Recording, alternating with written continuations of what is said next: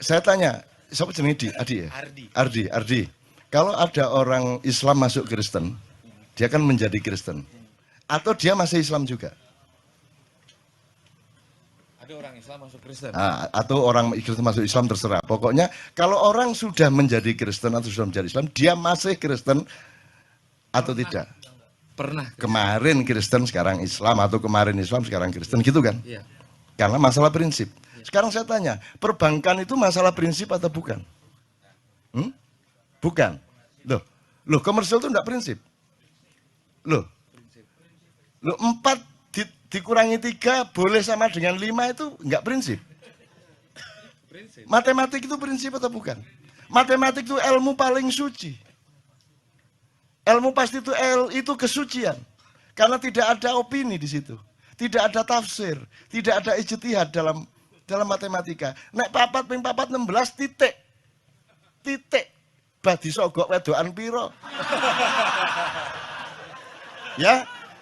Tolong, matematika itu ilmu paling suci, di dia itu tajallinya Allah. Ya.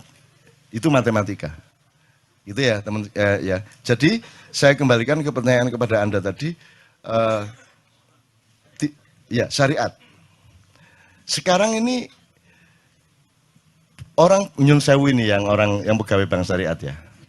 Dan dakwa terusin saja wong darurat kok. Darurat itu enggak masalah. Atau kalau waktu di Boyolali saya tanya gini, Bapak, Ibu-ibu ngertos bedanya tayamum kali wudu? Ngertos. Tahu bedanya wudu sama tayamum? Di sini tahu semua ya? Oke. Kalau wudu itu pakai air, kalau tayamum kenapa kok pakai debu? Kenapa tidak ada air? Bisa karena airnya kotor, bisa karena airnya dicuri orang, bisa karena tidak ada air, PDAM-nya nggak jalan, dan seterusnya. Kemungkinannya banyak, dan itu bisa diterjemahkan ke kasus-kasus nasional. Sekarang pertanyaan sederhana, ini negaramu ini negara wudhu apa tayamum? Jelas kan masalahnya? Jelas masalahnya? Oke. Ya. Jadi kalau kamu itu ngomongin macam-macam tadi, kamu harus ingat bahwa ini tayamum iki. Nah, jadi sekarang di Boyolali, di Boyolali dan Salatiga itu sudah jadi idiom rakyat. Oh, siku lurah tayamum itu. Gitu. Ya mudah toh Mas. Nah, cita-cita kita adalah bikin negara wudhu beneran, dengan air beneran, kesucian beneran. Jelas ya? Gitu loh. KC ini, Maiyah ini adalah untuk transformasi supaya kita bisa benar-benar menjadi manusia wudhu. Karena kita tayamum terus. Karena debunya kita masih kena narkoba, kena taek, kena segala macam. Gitu loh ya. Ya, oke. Jadi kembali ke bank. Berarti bank itu prinsip enggak? Kenapa bank mandiri upamanya kok bikin bank syariat mandiri? Karena ada yang tidak benar menurut mereka di bank mandiri konvensional, sehingga mereka bikin yang lebih benar ya? Kira-kira gitu. Loh kalau enggak ngapain bikin bank syariat kalau enggak prinsipil? Loh kudune kan kalau memang bikin itu kan karena ada prinsip yang lebih benar. Makanya saya tanya, kalau orang Islam sudah masuk Kristen, dia sudah Kristen apa sudah Kristen tapi masih Islam? Lagi apa? Bank mandiri ki wis syariat ta gorong? Belum loh, sudah ada syariat gitu kok. Enggak, itu prinsip juga, Cak. Nah, itu prinsip. Kalau prinsip, kalau memang sudah bikin bank syariat, yang lama bubar. Nah, prinsipnya bukan di syariatnya ternyata. Prinsipnya mencari nasabah baru. Jadi ternyata syariat itu hanya alat ekonomi dan kapitalisme untuk mencari nasabah baru, memperluas pasar. Itu kan yang kamu maksud tadi. Ya kalau gitu jangan sebut syariat toh. Entek kata-kata apik ndek donya iki. Syariat wis digawe, ya toh. Saiki ana lomba perkutut akbar. Ono yo. Ya apa iki entek kabeh. Habis kata-kata yang baik ini. Ben ada wali, ada dewa, habis semua nih. Ya, apalagi? Saya tuh betul-betul ingin penuntasan kegilaan. Mbok nek gendengku temenan aja setengah-setengah. Masa belum ada. Iya, misalnya TV ini kan belum lengkap, belum ada apa? Kalau misalnya RC itu RCTI apa toh? Raja Wali Cipta apa gitu. Kalau misalnya pesawat kan Air Asia atau Lion Air. Mbok sekarang tuh bikin Jibril Air. Mbok ada Muhammad Band, Rasulullah Band, gitu. Mbok bikin perusahaan Allah Subhanahu Wa Taala. Mesisan ya. Sekalian gitu loh. Perusahaan Quran Hadis. Ya, itu Quran Hadis NQ ngono ya. Ngono mesisan. Saya tidak ngerasani bang, saya cuma mengatakan ternyata memang salah satu jenis kegilaan yang diomongkan Dodi tadi itu adalah kita itu menggunakan hal-hal yang prinsip untuk main-main. Kan gitu kan? Dan itu tidak mungkin selamat. Maka Anda kumpul di sini ini karena Anda dicalonkan Allah untuk menjadi penyelamat seluruh bangsa Nusantara. Halo ya. Terakhir. Yakut nanti Ana mohon semua wacana mengenai Yakut ini ya Ustaz ya. Saya ini nanti Anda pulang ke rumah, ya toh? Terus sampai rumah kan tidak ada KC lagi. KC tinggal kenangan, Maiyah tinggal ingatan. Anda kembali ke masalahmu masing-masing. Dengan kegelisahanmu, dengan kegalauanmu masing-masing. Kedap-kedip. Ya toh? Ngiler melongo, ya toh? Gelisah, waduh kok ya apa ini gimana, ini belum saya bayar, waduh nanti di kerjaan begini, kan gitu. Anda kembali ke masalah masing-masing. Aku bertanya, siapa yang memperhatikan bahwa engkau sedang galau? Apakah Indonesia tahu Anda galau? Apakah negara ini tahu engkau galau? Apakah pemerintah concern terhadap galaumu?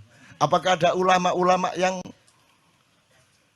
ada di dalam file dan kenangan hatinya bahwa umatnya galau? Kamu akan sendirian nanti di rumah masing-masing. Maka kamu harus punya sahabat sejati dalam hidupmu, sehingga dimanapun engkau berada dalam keadaan apapun saja, engkau memiliki teman. Dan siapakah temanmu yang sejati itu? Maka handphone.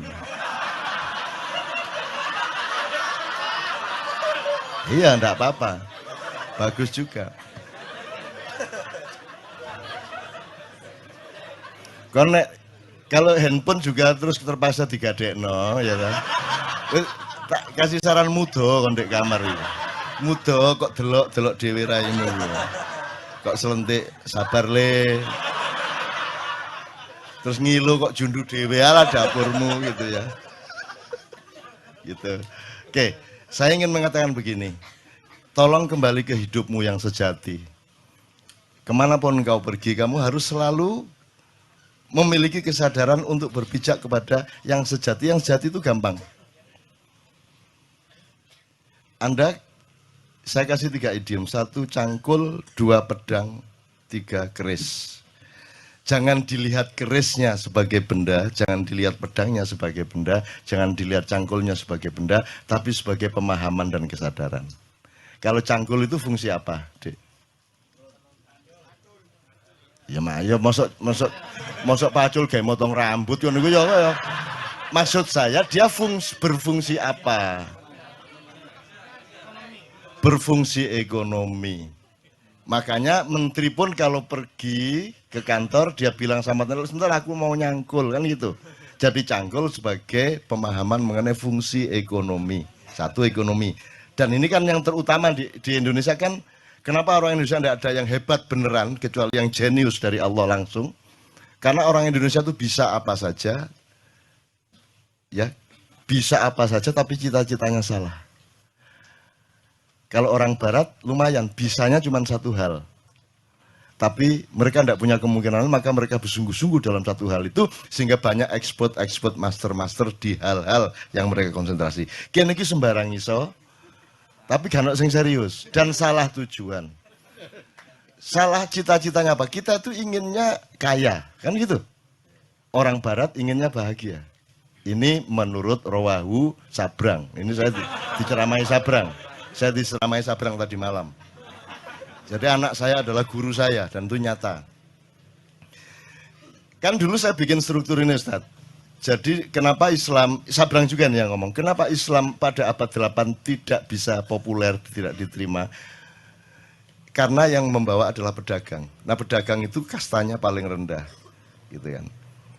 Tapi ketika Islam yang membawa adalah para syekh, para ulama, para maulana, Maulana Magdum Ibrahim dan seterusnya sampai Sunan Giri, sampai Sunan Kalijogo, semua orang pada masuk Islam karena mereka percaya kepada begawan, mereka percaya kepada panembahan, mereka percaya kepada keris dalam tanda petik ya, nanti tolong diingetin untuk kembali ke keris. Mereka percaya kepada orang mulia, orang yang menjadi pusaka bagi orang banyak, gitu kan. Kemudian sekarang kita terbalik 180 derajat. Yang paling kita utamakan adalah kaya, di bawahnya berkuasa, berkuasa pun untuk kaya. Di bawahnya lagi pinter, pinter pun untuk ikut berkuasa supaya kaya. Nomor 4 kuat. Kuat itu punya kekuatan, punya akses, punya kesaktian, punya apa. Itu pun untuk supaya dia ikut berkuasa, supaya kaya lagi. Jadi cita-cita kaya. Terus terkenal. Populer. Populer kan nyata bahwa populer itu menerobos seluruh kriteria-kriteria kualitas hidup sehingga seorang artis seksi itu bisa mencalonkan diri jadi wakil bupati. Jadi tidak ada rasionalitas dan alur nalarnya sama sekali secara politik dan kualitas demokrasi. Pokoknya terkenal di koran, dia bisa nyalonin diri jadi pejabat. Kan ngono. Caleg-caleg anggota DPR kita banyak yang melewati jalur Malang tadi itu. Itu ya. Karena kita sudah terbalik sama sekali, teman-teman sekalian. Nah, dalam keadaan seperti ini Anda tidak mungkin merubah keadaan. Maka kita harus menciptakan manusia baru. Nah, manusia baru ini saya kasih idiom tadi, keris, pedang, cangkul. Cangkul udah kita tahu fungsi ekonomi. Kalau pedang itu kekuatan dan kekuasaan, otoritas, regulasi. Ya, kalau tidak pegang pedang, Anda tidak bisa membuat undang-undang dan aturan. Yang boleh bikin undang-undang adalah orang yang sudah dapat pedang dari pilkada atau dari pilpres atau dari pileg. Kan gitu kan? Jadi pedang itu fungsi kekuasaan dan otoritas politik. Kalau keris, kewibawaan, kepribadian, kasepuan, pusaka. Sekarang aku tanya kepadamu, kamu kuliah? Sudah selesai? Sudah selesai? Oke. Kamu kuliah itu untuk cangkul, apa untuk pedang, apa untuk keris? Dah, isi kita ini, bukan mulai. Ayo pertanyakan kembali dirimu masing-masing. Kamu mengerjakan semua itu untuk cangkul. Kalau yang di seluruh Indonesia tadi kan semua untuk cangkul. Ah, kamu sekarang bertanya kepada dirimu masing-masing. Kamu itu kuliah jadi dokter apa segala macam, kerja macam-macam itu untuk cangkul, apa untuk pedang, apa untuk keris? Ketiga-tiganya iya, tetapi harus ada aksentuasi. Nah, monggo, ini pilihan masing-masing. Saya tidak menganjurkan apa-apa, cuman tolong diketahui. Apakah orang yang punya cangkul, lihat ke desa-desa, pasti punya pedang? Belum tentu punya pedang. Tapi Anda lihat, semua orang yang punya pedang, pasti punya cangkul. Benar nggak? Jadi kalau kamu semua mengerjakan semua itu untuk cangkul, goblok kamu. Mestinya kamu cari untuk pedang. Karena dengan pedang kamu pasti dapat pedang dan cangkul pasti kena. Gitu loh. Kalau orang punya pedang, punya cangkul, belum tentu punya keris. Tapi kalau orang sudah punya keris, dia pasti punya pedang, dia pasti punya cangkul. Jadi sekarang kamu mau apa? Kalau kamu cari keris, cari pusaka hidup, cari kepribadian hidup, cari integritas kata orang sekarang, ya, yang beneran gitu ya, maka otomatis kamu punya pedang, otomatis kamu punya cangkul. Tapi orang se-Indonesia tadi, karena tidak punya keris lagi, ibarat konstitusi itu tidak punya majelis rakyat lagi, yang ada majelis perwakilan rakyat. Ya, Kita tidak punya panembahan, tidak punya pusaka, tidak punya. Karena orang sudah tidak mengerti keris. Itu ibarat sholat, cangkulnya sholat itu ya jungkar-jungkir itu. Ya toh? Pedangnya sholat adalah kebenaran syariat dan ucapan-ucapan di dalam sholat. Masuk ngene kan kudu Allahu Akbar. Masuk ngene kan aduh ya apa rek kabar rek. Sembuh. Dobol. Ini masuk sembahyang kayak ngono. Berarti pedangmu batal, gitu kan? Tetapi meskipun kamu sudah mencangkul dalam sholatmu, sudah pakai pedang dalam sholatmu, yang menjadikan sholatmu sah itu tidak ada dalam syariat, yaitu khusyuk. Betul enggak? Yang menjadikanmu selamat benar dalam kehidupan dan di depan Allah itu adalah kekhusyukan. Sebab kekhusyukan itu syaratnya adalah Anda fokus sama Allah, Anda ingat benar kepada Allah, Anda betul-betul berhadapan dengan Allah. Sekarang kamu coba bayangin kamu yang jadi Allah. Kamu bayangin ya, kamu jadi Allah terus ada anak orang-orang sholat. Kisah bener Allahu Akbar harus bener kan. Tapi hatinya enggak ke Allah. Kamu terima enggak itu sholatnya? Saya enggak mengatakan Allah enggak menerima loh ya.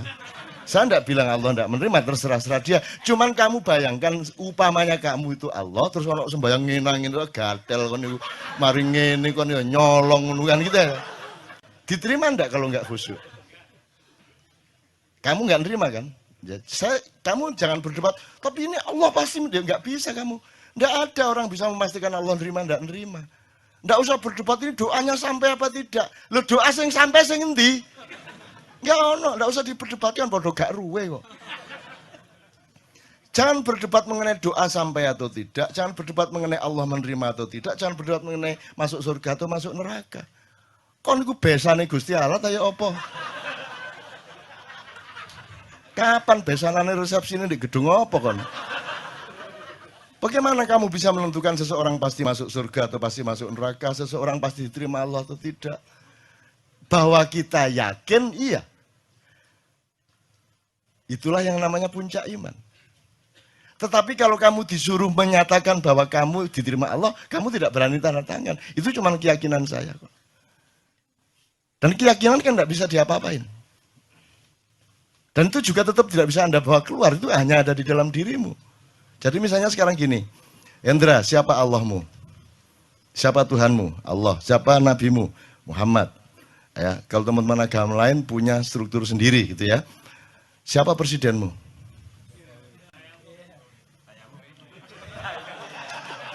Upamanya ya. Jadi gini teman sekalian. Kalau Allah, kamu dapat resiko besar dan tidak mungkin kamu akui. Nabi Muhammad juga begitu. Karena ada alasan rasional, bukan soal korps, bukan soal golongan. Ada asbabun nuzulnya, ada mantiknya, ada semuanya. Tapi kalau selain yang dua itu boleh enggak kamu enggak mengakui? Saiki ditegesno ndak awakmu iku. Jadi kamu sekarang ngakuin enggak yang selain dua tadi itu? Boleh enggak sekarang kamu enggak ngakui? Nah, ya sudah enak toh. Kan boleh kamu enggak mengakui. Jadi juga enggak usah terlalu pusing juga. Kata akoni kan. Ngono itu repot. Kata di TV kata akoni dapurmu kan gitu kan. Kan gitu kan. Kalau dia pas lewat kita kepergok, ya saya enggak akan memperlakukan dia sebagai presiden. Kan begitu. Ya aku liwat sakarepku. Masih ono tuet aku liwat sakarepku kata lapo kon. Aku urip dikai Gusti Allah kok. Mosok ngabekti karo sing wong kabeh ono pantes-pantese kan. Kabeh iki nek gak apik ya pinter, nek gak pinter ya pantes ngono lho. Iki gak kabeh iki ya apa iki? Ya bojo iku gak pinter gak apa-apa angger ayu, ngono ta? Gak ayu gak apa-apa angger ngabekti kan. Iki gak kabeh. Ya apa pinter gak ngabekti gak ayu gak. Ya apa? Maka bal huwa yakut. Nah, sekarang teman-teman sekalian, kalau ada mutiara di luar dirimu, kamu harus bersyukur kepada Allah. Kalau ada orang yang mengingatkan kamu kepada bahwa dalam hidup ini Allah bikin macam-macam, kadarnya macam-macam. Nabi aja beda-beda kok. Masuk Nabi podo kabeh. Terus nanti di surga haknya sama. Gitu. Ya beda. Ada yang kekasihnya Allah, ada yang sahabat karibnya Allah, ada yang juru bicaranya Allah, ada yang sembelihannya Allah. Kan gitu. Ismail, sembilannya Allah. Terus rumah kamu juga enggak ngerasain deh jadi Ibrahim. Bayangin kamu jadi Ibrahim, disuruh Allah nyembelih anaknya, itu gimana rasanya coba? Kamu tenang-tenang aja. Terus kamu pikir Ibrahim enggak mencoba bereaksi gitu? Terus ya ikhlas ya Allah, ya enggak lah. Jadi Ibrahim itu ya pergi ke hutan. Dia itu kan semua kan tidak untuk kepentingan Allah. Emang ada Allah punya kepentingan. Jadi kalau Allah menyuruhmu sesuatu, itu kan untukmu, untuk melindungimu, untuk pemahamanmu, bukan untuk dia. Gak padaan Gusti Allah kon gak sembahyang. Jadi itu untuk supaya ada, karena umatnya Nabi Ibrahim itu orang yang sudah terlanjur menyembah Tuhan yang sebelumnya, kepercayaan yang sebelumnya. Yang apa namanya? Tradisi-tradisinya berbeda dengan yang ditawarkan oleh Nabi Ibrahim. Nah, untuk merubah tradisi dan meyakinkan mereka kepada tradisi baru itu harus ada praktek ikhlas membunuh anak itu. Jadi Nabi Ibrahim yo jane yo gak kuat rek, matane wong ngaplok arek gak kuat to ya. Dadi dhek nang alas, naik gunung sama Ismail sama bawa kambing. Itu nanti wis melayu. Akhirnya dia sembelih kambingnya, terus dia turun membawa kambing. Ini loh kalau Allahku katanya, kata Ibrahim kepada ini loh kalau Allahku menyuruh sesuatu itu bukan karena kejam kepada kita, bukan karena minta ditaati. Sesungguhnya semua perintahnya karena sayang kepada kita. Aku disuruh menyembelih anakku, tetapi buktinya anakku tidak tersembelih, kambing malah dikasih oleh Allah. Ngono, kerja itu kolusi antara Allah sama Ibrahim. Terus tenang aja ta. Kamu nanti saya bukain macam-macam bantah semua nanti kamu. Mosok cak lu, kamu pikir Rasulullah aja manusia biasa kan. Semua itu kan enggak kok terus semua itu sudah hebat sejak awal ya enggak. Nabi Nuh aja istrinya dia enggak bisa dakwahi kok. Anaknya Nabi Nuh sendiri kafir kok. Kamu bisa bayangkan kalau seorang nabi istrinya sendiri tidak ikut suaminya, anak itu kan bayangin rumah tangganya bagaimana. Bayangin masyarakatnya bagaimana. Sekarang kita ini anak kita satu nakal aja udah pusing enggak karu-karuan kok. Bayangin ada nabi, rasul lagi yang istrinya tidak taat, anaknya tidak taat. Kamu bisa bayangin keluarga ini gak sakinah toh. Gitu loh. Jadi kamu juga jangan terlalu pusing karena Allah itu sudah kasih jurisprudensi apa saja ada. Kalau kamu mengalami kesulitan apa-apa tinggal cari jurisprudensi apa. Wah ini cocok iki Nabi Yunus iki aku iki, Nabi Yunus iki cocok. Kalau kamu mengacu kepada contoh-contoh kejadian yang sudah Allah paparkan, kalau kamu menemukan itu selesai.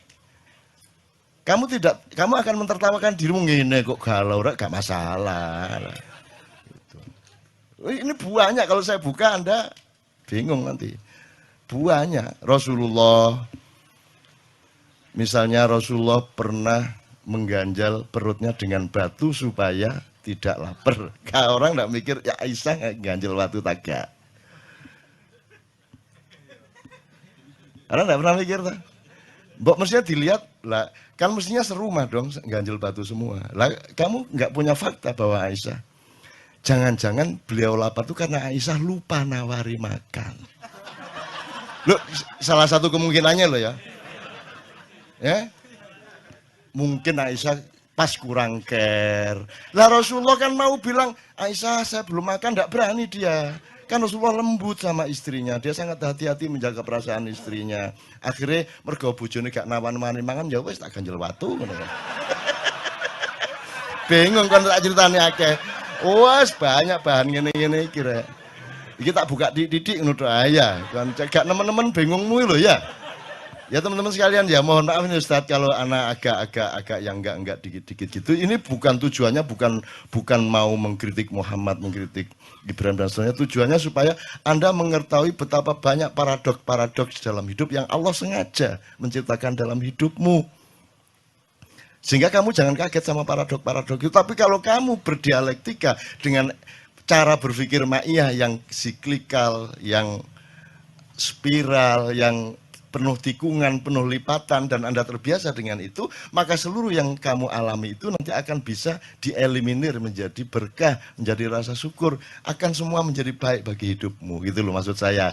Jadi contoh-contoh bukan saya kok terus menafsirkan gini, enggak. Saya itu cuman orang di depan saya itu supaya lebih bisa menghandle hidupnya menjadi lebih mudah. Karena Allah itu kan unik tuh. Inna ma'al usri yusra gitu kan. Nek arek Malang kan ngene, langge sampean niku lho. Kan bersamaan dengan kesulitan sudah aku sediakan kemudahan. Langge sampean kok repot-repot, mbok wis langsung kemudahan apa sih? Ana wis nakal ngono ya apa? Semua orang di Indonesia kalau pidato syukur kepada Allah yang telah memberi kesehatan kita hari ini dan tidak lupa kepada junjungan Nabi besar Muhammad SAW yang telah membawa kita dari kegelapan menuju cahaya. Itu anak sing nakal. Gusti Allah ya repot-repot mbok wis langsung cahaya apa sih? Dadak kegelapan barang gitu loh.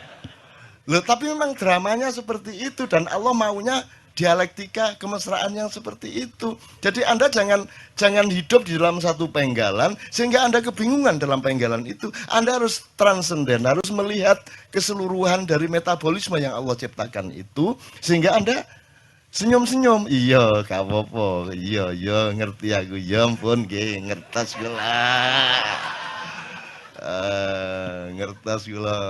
Ya, makanya kan kata rahasia, Ustaz ya, tolong dalam tasawuf, kata rahasia itu kan sangat mesra. Kalau sudah Allah ngomong sirrun, asrarun gitu ya, itu kan salah satu kemesraan itu karena kita punya rahasia, punya ketidaktahuan, punya kesulitan, punya kebingungan. Kalau kita nggak punya kesulitan, nggak enak. Makanya ya saya doakan mudah-mudahan Anda penuh kesulitan hidup Anda. Oke teman sekalian, alhamdulillah, pokoknya pulang dari sini ingat ya, kamu harus masing-masing sendiri dan kamu harus menemukan, oh enggak masalah saya cari keris kok. Saya cari keris. Dan pasti pedangnya dapat, pasti cangkulnya dapat. Percaya itu. Percaya. Kamu kalau enggak percaya itu ya dapat. Acul ya gak bisa macul. Menurut dia, pemerintahmu bisa macul gak? Dikon macul. Enggak, maksudnya Pacul itu kan manajemen ekonomi, manajemen fiskal, keuangan, whatever, ya toh. Nah, menurut kamu pemerintahan kita yang paling pinter nyangkul yang mana? Lapangan Banteng, Menteri Keuangan, Menteri Keuangan, Menteri Keuangan kan? Oke, monggo itu penilaian Anda. Tapi pokoknya sekarang ini kita sudah maksudnya begini, Menteri Keuangan itu pinter nyangkul, ya. Tapi dia nyangkul tuh bukan buat bangsanya ini, tapi buat bangsa orang lain. Oh. Ya. Dan sayangnya dia nggak nyangka kalau dia itu adalah pekerja rodi gitu. Pada prinsipnya gitu ya. Jadi melihat konstelasi hari ini, ya yang paling penting bagi kita kesadaran kita. Saya kira kita bisa saja mengatakan siapa yang bisa merubah ini? Saya. Masing-masing kita di sini bisa merubah ini. Tapi kemudian pemetaan mas saya kan jadi harus jelas. Hari ini tadi Cak Nun cerita hostage syndrome. Ya. Di mana orang yang sudah tersandra tidak menyadari kalau dia tengah tersandra. Bahkan dia mencintai yang penyandra. Bahkan dia mencintai orang yang menyandranya. Nah, hari ini jangan-jangan Republik ini tengah dijalankan oleh orang-orang yang tidak mengerti kalau dia bekerja untuk kepentingan yang bukan untuk kepentingan rakyat bangsanya ini.